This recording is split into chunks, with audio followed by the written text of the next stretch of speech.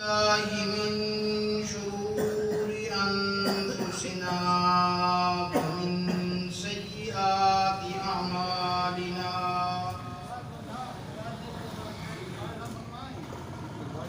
من يهده الله فلا مضل له ومن يضلل فلا هادي له ونشهد أن لا إله إلا الله وحده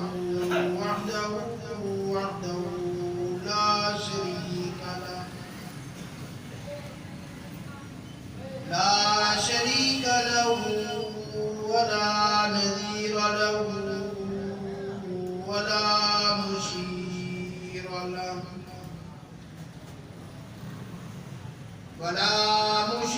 له ولا معين له ولا مثل له ولا مثال له ونشهد أن سيدنا وسندنا وحبيبنا وشفيعنا وهادينا ومرشدنا وقائدنا ورحيمنا وكريمنا ورؤوفنا وطبيبنا وطبيب قلوبنا وإمامنا وإمام الأنبياء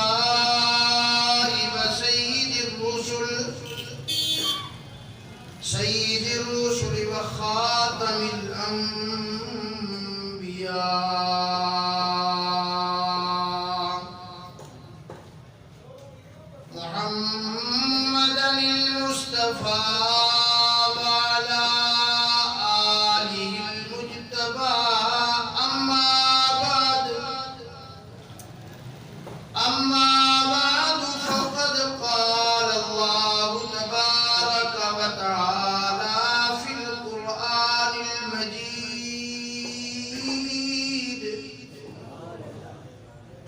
في القرآن المجيد والفرقان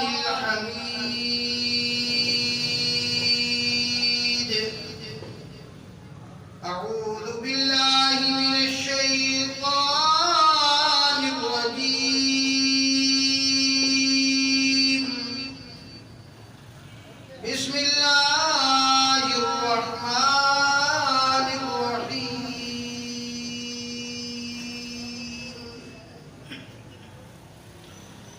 ظهر الفساد في البر والبحر بما كسبت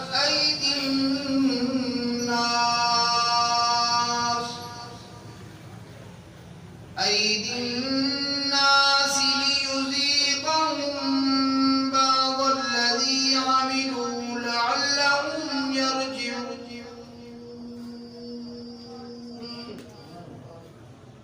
وقال الله تعالى في مقام آخر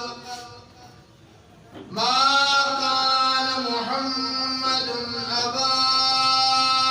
أحد من رجالكم ولكن رسول الله وخاتم النبيين وكان الله بكل شيء عليما قال النبي صلى الله عليه وسلم لا يؤمن أحدكم حتى أكون أحب إليه من والده وولده والناس أجمعين أو كما قال النبي صلى الله تعالى عليه وسلم صدق الله وصدقنا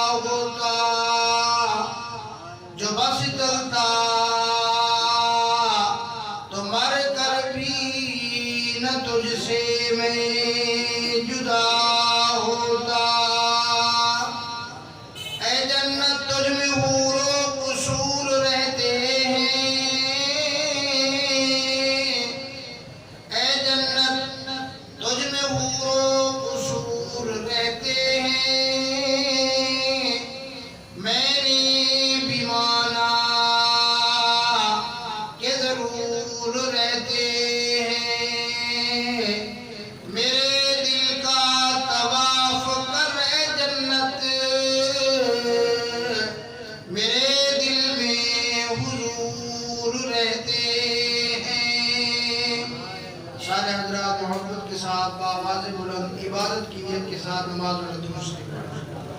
اللہم صلی علی محمد وعلی آل محمد کما صلیت علی ابراہیم وعلی آل ابراہیم انکا حمید مجید۔ اللہم بارک علی محمد وعلی آل محمد کما بارکت علی ابراہیم وعلی آل ابراہیم انکا حمید مجید۔ میرے واجب الاحترام دوستوں اور بزرگوں،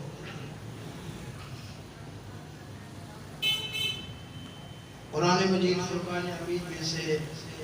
کچھ آیات مبارکہ اور حضور صلی اللہ علیہ وسلم احادیث طیبہ میں سے ایک حدیث پاک آپ حضرات کے سامنے تلاوت کی ہے۔ دعا فرماؤ کہ اللہ رب العالمین اس بندے عاجز کو کما حق کو بیان کرنے کی توفیق عطا فرمائے، سننے اور سنانے کے بعد آپ کو اور مجھے عمل کرنے کی توفیق عطا فرمائے۔ عالمی مجلس تحفظ ختم نبوت کی طرف سے پورے ملک کے علماء کے لیے یہ پیغام ہے آج خطبہ کے لیے کہ جمعہ کے خطبہ میں ختم نبوت کے عنوان پر گفتگو کی جائے۔ حکومت وقت ایک قادیانی کو بڑا افسر لگانا چاہتی ہے۔ اکابرین کی طرف سے یہ اعلان ہے کہ جمعہ کے خطبات میں احتجاج کیا جائے کہ ہم انشاءاللہ اس قادیانیوں کو وہ افسر نہیں بننے دیں گے۔ انشاءاللہ میں کچھ باتیں ختم نبوت حضور علیہ السلام کی عظمت و منقبت کے بارے میں عرض کروں گا، اور کچھ باتیں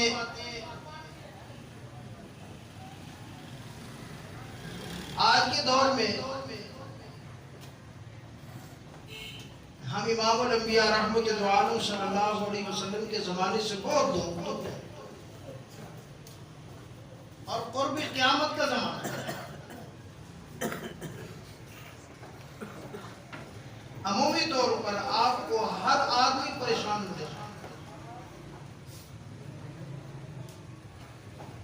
آج کل اس پریشانی کی سب سے بڑی وجہ جو ہے وہ مہنگائی ہے۔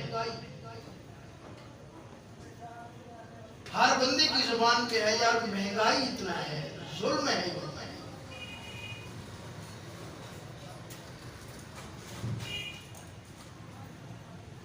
ایسی بات نہیں ہے کہ اس قسم کے حالات میں اسلام نے مسلمان کی رہنمائی نہیں کی ہے۔ اسلام ایسا عالمگیر مذہب ہے، ایسا دین ہے کہ اس نے ہر پریشانی، ہر تکلیف، ہر مصیبت کا ہر زمانے میں ہر قسم کا حل بتایا۔ اگر اس قسم کے حالات آ جائیں، اس قسم کی صورتحال پیدا ہو جائے تو اسلام ہمیں اس کے بارے میں کیا کہتے ہیں؟ آپ توجہ فرمائیں کہ میں چند باتیں انشاءاللہ حضور علیہ السلام کی سیرت طیبہ، صحابہ کرام اور اہل بیت اطہار رضوان اللہ علیہم اجمعین کی سیرت کی روشنی میں عرض کروں گا۔ پہلی بات تو یہ ہے کہ دنیا کے اوپر جو بھی حالات آتے ہیں، میرے اوپر جو بھی حالات آتے ہیں، جس طرح کے حالات آتے ہیں، جس طرح کی پریشانی آتی ہے، کوئی تکلیف یا مصیبت آتی ہے یا خوشی آتی ہے، قرآن کہتا ہے کہ وہ تمہارے اپنے ہاتھ میں ہے، اس میں دوسرے کا کم دخل۔ جو کچھ ہے چاہے وہ زمین کے اوپر ہو، چاہے پہاڑوں میں ہو، سمندروں میں ہو، دریاؤں میں ہو، جہاں بھی جو کچھ اچھا یا برا ہو دنیا کے اوپر، جس زمانے میں اللہ کا قرآن کہتا ہے کہ وہ تمہارے اپنے ہاتھوں کا کیا کرایا ہے، تمہارے اپنے ہاتھوں کی کمائی ہے، اس کے اندر باقی عمل دخل بعد میں ہے، سب سے پہلے تمہارا اپنا عمل۔ 21واں سپارہ ہے، سورہ روم ہے، اور اللہ فرماتے ہیں ظہر الفساد فی البر والبحر بما کسبت ایدی الناس لیذیقہم بعض الذی عملوا لعلہم یرجعون۔ اللہ فرماتے ہیں، فرمایا کہ زمین کے اوپر جو بھی برائی آتی ہے، زمین کے اوپر جو بھی فساد آتا ہے، فی البر والبحر، چاہے وہ بر میں ہو یا بحر میں، بما کسبت ایدی الناس، یہ تمہارے اپنے ہاتھوں کا کیا کرایا ہے، یہ تمہارے اپنے ہاتھوں کی کمائی ہے۔ اللہ اکبر۔ آج ہر بندہ یہ کہتا ہے یار یہ کیسے حکمران آ گئے، یار یہ کیسے لوگ آ گئے، یار یہ کس طرح کے لوگ آ گئے۔ اللہ اکبر۔ بالکل میں یہ نہیں کہتا کہ حکمران اچھے ہیں، بالکل ٹھیک ہے، لیکن ان پورے حکمرانوں کا آنا بھی ہمارے اپنے اعمال بد کی وجہ سے ہے۔ ایک حدیث پاک میں آتا ہے، فرمایا کہ انسان جب دنیا کے اوپر جیسے اعمال کرتا ہے، جیسا اس کے اعمال، آسمان کے اوپر 2 دروازے ہیں، ایک دروازے سے انسان کے اعمال جاتے ہیں، دوسرے دروازے سے اسی کے مطابق دنیا کے اوپر حالات آتے ہیں۔ آج ہر بندہ پریشان ہے، لیکن آپ توجہ کرنا، پوری غور اور خوض کرنا، جو بندہ دین کے اوپر جتنا زیادہ عمل پیرا ہے اس کو اتنی کم پریشانی ہے۔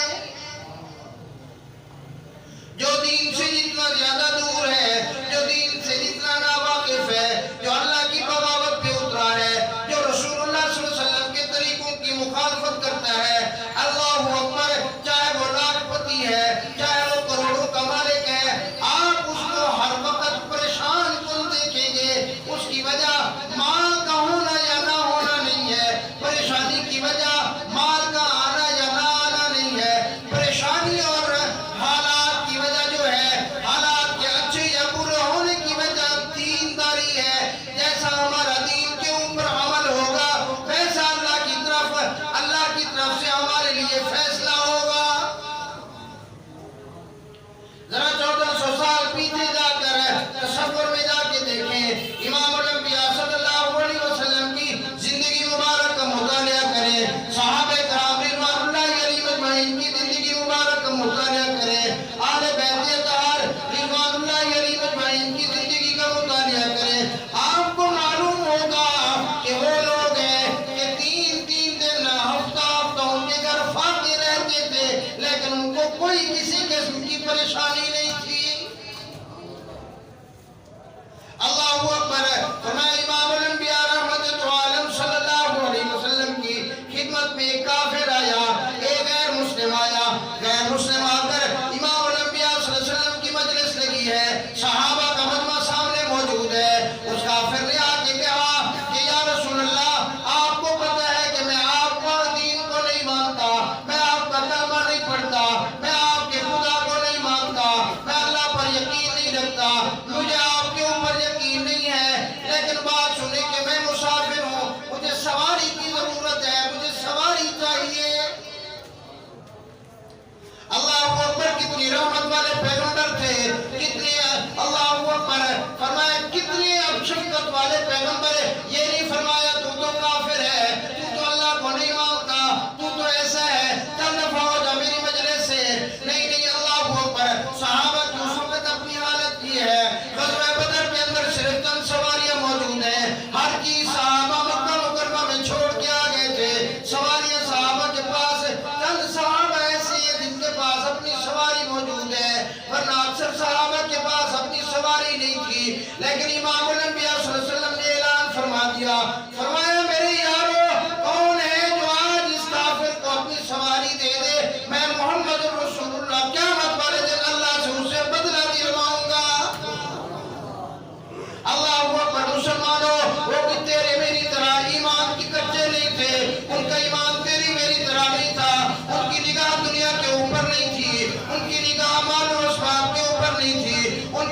دنیا کی چیزوں پر نہیں تھی، ان کا یقین تھا اللہ کی ذات کے اوپر کہ کالی کملی